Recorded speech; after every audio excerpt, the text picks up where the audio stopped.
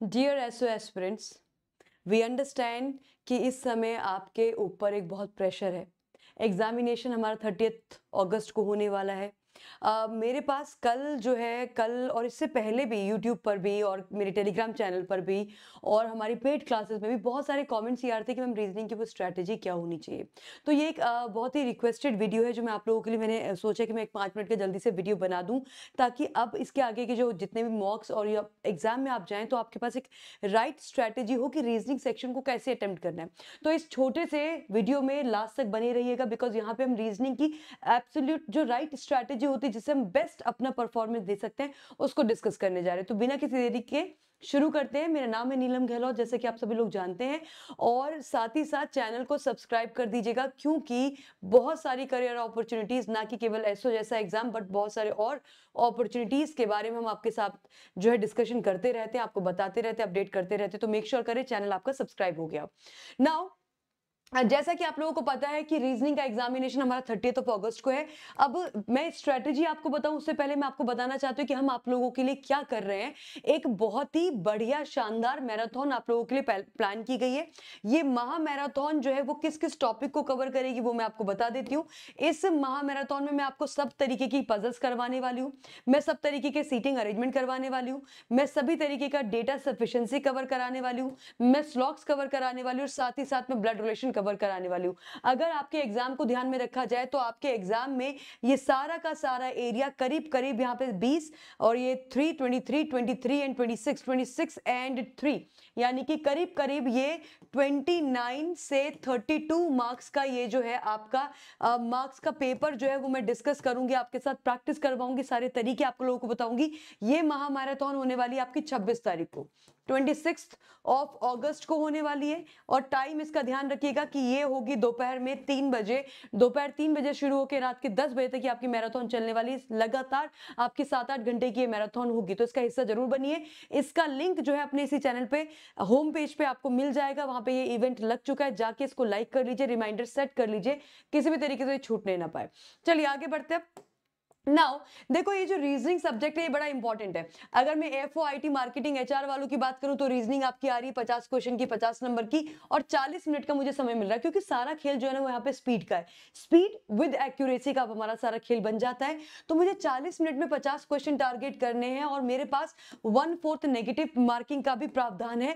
इसी के साथ साथ जो बच्चे तैयारी करते हैं लॉ के लिए, जो लॉ वाले हैं और जो राजभाषा वाले हैं, उनके भी एग्जाम में रीजनिंग जो है वो आती है 50 क्वेश्चन 50 नंबर के और 40 मिनट, अगेन 1/4 नेगेटिव मार्किंग। तो ये सारी बातें कोई ऐसा नहीं कि आप लोग नहीं जानते। अब यहाँ पे क्योंकि रीजनिंग लॉ वालों के लिए भी आ रही है, राजभाषा के लिए भी आ रही है, सारे सारे जितने भी 6 के 6 पोस्ट हैं सबके एग्जाम में रीजनिंग जो है वो आती है। क्वांट जो है वो आपकी 2 पोस्ट में नहीं आता, लॉ में और राजभाषा में। अब ऐसे में मुझे रीजनिंग की स्ट्रैटेजी क्या बनानी, तो मैं आपके सामने एक रीजनिंग का सिलेबस आप लोगों के सामने मैंने रखा है। यहाँ पे आपके सामने रीजनिंग के पूरे सिलेबस में ये वो टॉपिक है जो इजी टू मास्टर है एंड इजी टू डू भी है आपके एग्जाम पॉइंट ऑफ व्यू को लेकर। दूसरे वो टॉपिक है जिनको हम कॉम्प्लेक्स टॉपिक कहते हैं, क्योंकि ये बहुत ज्यादा हाई प्रैक्टिस डिमांड करते हैं ये टॉपिक। अगर आपकी बढ़िया प्रैक्टिस है तो आपके लिए बड़ा आसान होगा इन क्वेश्चंस के साथ खेलना, इन क्वेश्चन को सॉल्व करना एग्जामिनेशन में। बट अगर प्रैक्टिस लेस आपने करी है तो कहीं ना कहीं ये टॉपिक आपको लेके डूब सकते हैं, ये टॉपिक आपको एग्जाम में स्टक कर देंगे, कहीं ना कहीं आप वहां पे बहुत सारे क्वेश्चन कर नहीं पाएंगे। एक ही क्वेश्चन में आपका हो सकता है बहुत सारा समय निकल जाए। तो देखो, कोडिंग डिकोडिंग है और आपका अल्फा न्यूमेरिक सीरीज है, अल्फाबेट टेस्ट है, डायरेक्शन डिस्टेंस है, ब्लड रिलेशन है, इनइक्वालिटीज है, रैंकिंग है।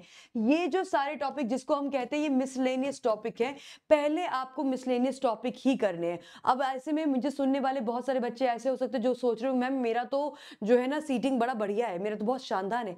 बिल्कुल शानदार होगा, कोई दिक्कत नहीं, हमें उससे कोई डाउट नहीं है। लेकिन फिर भी अगर आपका सीटिंग और पजल्स बहुत ही बेस्ट है, उसके बाद भी जो राइट तरीका है मॉक लिखने का या राइट तरीका है सेक्शनल टेस्ट या एग्जामिनेशन में रीजनिंग को अटेम्प्ट करने का, वो ये कि पहले मिसलेनियस करिए, ढूंढ ढूंढ के मिसलेनियस करिए। रीजन उसका ये है कि पजल्स और ये जो सारा एरिया आपके सामने data sufficiency, seating arrangement, puzzles, ये सारा एरिया ना बड़ा ही सरप्राइजिंग होता है।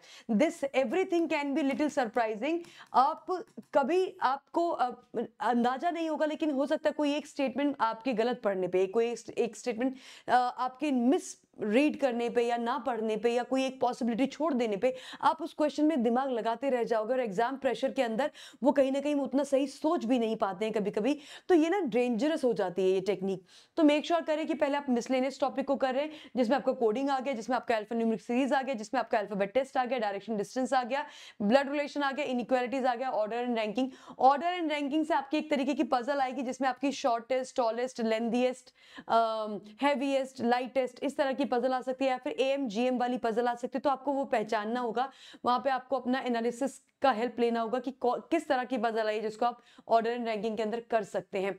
अगर ऑल इन ऑल अगर देखा जाए, मैं इस एरिया की बात करूं या मैं इस टोटल एरिया की अगर आपसे बात करूं, तो ये टोटल एरिया आपको 20 से 22 नंबर में मिलेगा एग्जाम में। तो 20 से 22 नंबर का अगर मेरे पास यही सब कुछ आ रहा है, या चलिए और मैं इसको मिनिमम कर दूं कि 20 से, क्योंकि मेरे पास क्रिटिकल रीजनिंग के भी 4 से 5 क्वेश्चन मुझे देखने को मिल सकते हैं मेरे एग्जाम में।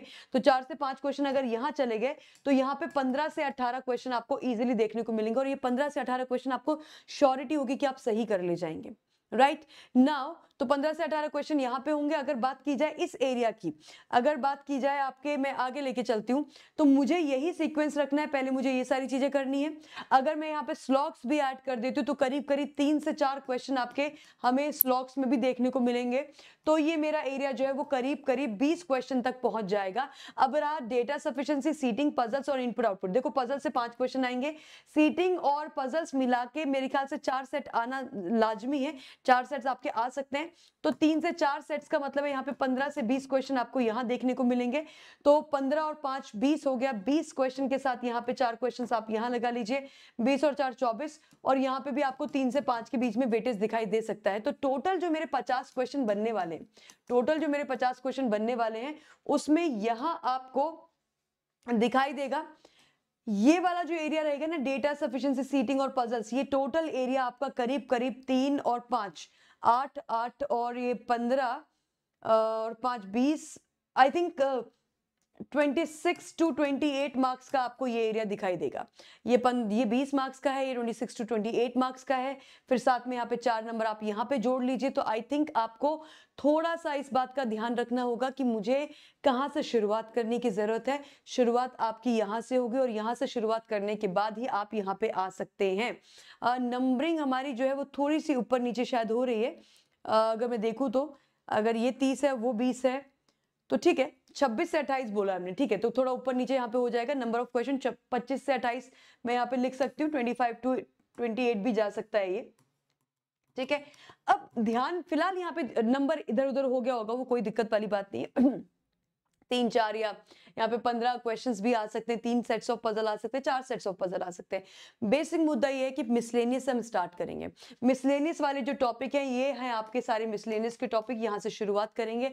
आप पूरा आपका जो 50 क्वेश्चन का सेट है उसको आप आगे बढ़ा के भी देख सकते हैं कि भाई यहाँ पे मेरे मिसलेनियस, या फिर आप ऐसा भी कर सकते हैं, एक राइट टेक्निक जो मुझे लगता है जो ज्यादा बेहतर टेक्निक है वो ये कि आप सपोज आपने रीजनिंग का सेक्शन शुरू किया और रीजनिंग का पहला क्वेश्चन आपका पजल आ गया, आपने अपनी जो रफ शीट आपको सॉल्व करने के लिए मिलेगी उस रफ शीट पे आपने लिख लिया कि भाई मेरा रीजनिंग का पहला क्वेश्चन क्या है, पजल का है, ठीक है। अब आपको पता है पजल या तो 3 क्वेश्चन आएंगे या 4 आएंगे या 5 आएंगे, तो जनरली पजल पे बेस्ड आपके 5 क्वेश्चन आएंगे। तो आपने देख लिया तीसरे चौथे 5वें क्वेश्चन पे कि पजल का ही क्वेश्चन कंटिन्यू हो रहा है, फिर आप छठे क्वेश्चन पे आ गए, अगर कंटिन्यू हो रहा है 5 तक, छठे क्वेश्चन पे देखा कि अच्छा कोडिंग का क्वेश्चन उसको आपने कर लिया, फिर आपने 3 क्वेश्चन कोडिंग के निपटाए, आप आगे बढ़े तो फिर से एक सीटिंग अरेंजमेंट आ गया, आपने फिर से नोट डाउन कर लिया कि अच्छा ये वाला क्वेश्चन नंबर जो है, ये जो आपका 11वां क्वेश्चन है ये आपका सीटिंग का है। आपने इस तरीके से जो चीजें आपको स्टार्टिंग में नहीं करनी बाद में करनी, आपने उनको नोट डाउन करते चले गए अपनी रफ शीट पे जो आपको मिलेगी सॉल्व करने के लिए, साइड पे लिखते चले गए। अब जब आपने क्वेश्चन देखा होगा तो आपने देखा होगा कि भाई सीटिंग का ये वाला क्वेश्चन की लेंथ थोड़ी नॉर्मल है, मॉडरेट लेवल पे है। फिर आपने पजल देखी एक आगे जाके, पजल में लेंथ बहुत ज्यादा थी, जब ज्यादा डेटा होगा तो टाइम भी ज्यादा लगेगा। तो आप क्या कर सकते हैं, जब आप नोट डाउन कर रहे हैं कि क्वेश्चन नंबर 7 जो है वो सीटिंग अरेंजमेंट है, उसके आगे आप लिख दीजिए ये इजी है, उसके आगे आप लिख दीजिए ये मॉडरेट है, उसके आगे आप लिख दीजिए ये डिफिकल्ट है। तो डिफिकल्ट वाले को तो पहले करना ही नहीं है, पहले कौन से वाले क्वेश्चन अटेम्प्ट करोगे सीटिंग और पजल के जिसके आगे आपने इजी लिखा होगा at that point of time, उन पे वापस जाइए, उनको सॉल्व करिए। फिर मेरे पास डेटा सफिशिएंट, मेरे ख्याल से अगर आपकी अच्छी प्रैक्टिस हुई तो डेटा सफिशिएंसी तो बहुत आराम से किया जा सकता है। डेटा सफिशिएंसी तो कोई नया टॉपिक भी नहीं है, ये तो वही इन्हीं सारे टॉपिक का मिला के डेटा सफिशिएंसी किया जाता है। अगर आपकी अच्छी प्रैक्टिस है तो ये बढ़िया से कर ले जाओगे। 3 क्वेश्चन आते तो 3 क्वेश्चन आपके एब्सोल्युटली पक्के होने चाहिए यहाँ पे। स्लॉग्स एक बहुत ही बेहतरीन टॉपिक है, यहाँ पे आप समय बचाओगे, इसको जल्दी से कर लोगे। राइट, इनपुट आउटपुट अगेन एक गैम्बल है। इनपुट आउटपुट में अगर लॉजिक समझ में आ गया तो इसको जरूर करिए, नहीं समझ में आया, अगर आपने 1-1.5 मिनट में लॉजिक डिकोड नहीं किया तो प्लीज लीव इट, कोई दिक्कत नहीं है। क्रिटिकल रीजनिंग, अगेन मैं हमेशा क्रिटिकल रीजनिंग के बारे में मैंने हमेशा एक ही एडवाइस दी है कि अगर आप बहुत कॉन्फिडेंट है तो करिए। 4 या 5 क्वेश्चन आपको क्रिटिकल रीजनिंग के देखने को मिलेंगे। उन 4-5 क्वेश्चन में हो सकता है 2 क्वेश्चन ऐसे हो जो बहुत आसान हो, उनको आप टारगेट कर सकते हैं। So it is all about this strategy, always go with the miscellaneous, then you come on to the topics like this. ठीक है, ये क्लियर हुआ।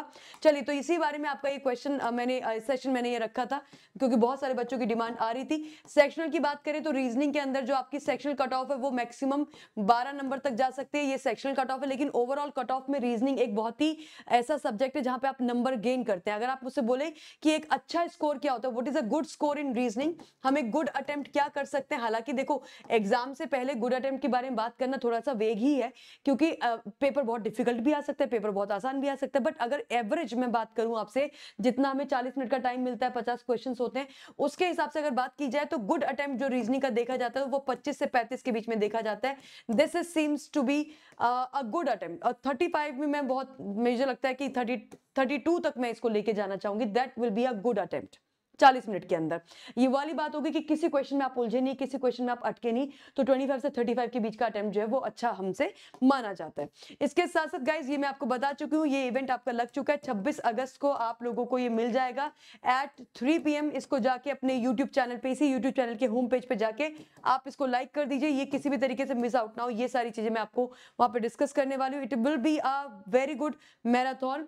साथ ही साथ जिनके पास ऑलरेडी टेस्ट, देखो टेस्ट का ही अब जो जितना खेल बचा है वो अब आपका टेस्ट का बचा है। टेस्ट अगर आपके पास है बहुत अच्छी बात है, टेस्ट दीजिए, एनालिसिस कीजिए। नहीं है तो आप अड्डा के प्लेटफॉर्म से ले सकते हैं। ये आपके सिंगल टेस्ट है, यानी कि आईटी ऑफिसर का है, मार्केटिंग का है, लॉ का है, एचआर का है, एएफओ का है। ये डिस्काउंट कोड लगा देना, या फिर मैं आपको सजेस्ट करूंगी कि उससे बेटर, एक सिंगल टेस्ट लेने से बेटर है कि आप टेस्ट प्राइम ले लीजिए, जिसमें आपके आईबीपीएस, एसएससी, रेलवे, एसबीआई, ये सभी टेस्ट आपको यहाँ पे मिलते हैं। और इसके साथ साथ आपको एसएससी और रेलवे के टेस्ट भी आपको मिलते हैं, तो ये ज्यादा बेटर ऑप्शन है। फीस इसकी बहुत ज्यादा नहीं, आई थिंक 270 में आप लोगों को ये मिल जाएगा। This is the discount code Y651, ये डिस्काउंट कोड लगा दीजिएगा। कैसे अवेल करना है उसके लिए आपको अड्डा 24/7 की एप्लीकेशन पे जाना होगा, जिसका लिंक वीडियो के डिस्क्रिप्शन में दिया गया, या फिर आप जो है गूगल प्ले स्टोर से चले जाइए, अड्डा की ऐप पे जाइए, और अड्डा की ऐप पे जाके आप लोगों को आना है कोर्स टैब में। कोर्स टैब में रेगुलेटरी बॉडी, तो ये आपके अड्डा की ऐप में कोर्स टैब होगा। यहाँ पे आपने क्लिक किया, ये रेगुलेटरी बॉडी, और ये आपका आईबीपीएस एसओएस के अंदर आपको टेस्ट प्राइम मिल जाएगा। यहाँ पे बस डिस्काउंट कोड का ध्यान रखिएगा Y651, ताकि इससे आपको पूरी फीस ना देनी पड़े। ठीक है, all the very best guys. I am very sure कि आपकी ना प्रिपरेशन बहुत बढ़िया चल रही है, और आपने अगर लगातार निरंतर अभ्यास किया है तो आपका पेपर बहुत अच्छा जाने वाला है। तो घबराइए मत, काम रहिए, कंपोज रहिए, अपनी जितनी हो सके उतनी मेहनत, उतना समय अपनी पढ़ाई में दीजिए। मॉक टेस्ट लगाइए, टेस्ट लगाइए, सेक्शनल टेस्ट लगाइए। कोई एरिया कमजोर है उसको थोड़ा ज्यादा करने की कोशिश करिए, कोई एरिया में आप कॉन्फिडेंट है जैसे कि रीजनिंग है, इंग्लिश में, तो उस एरिया को जो है आप उसके एनालिसिस पे ध्यान दे। मॉक लगातार दीजिए, हर दिन आपको एक मॉक देना चाहिए, बल्कि अगर आपके पास समय है तो आप एक दिन में 2-2 मॉक भी दे सकते हैं। 29 को कोई मॉक नहीं देना, 29 को कोई भी मॉक नहीं देना। ऑलराइट, तो with this guys all the very best. मैं मिलूंगी आपसे 26 तारीख को दोपहर 3 बजे अपनी महा मैराथन में, जहां पे हम करने वाले बहुत सारे बढ़िया बढ़िया क्वेश्चन जो आपकी इस आने वाली एग्जाम में आपको बहुत बहुत हेल्प करेंगे। Thank you everyone, thank you so much.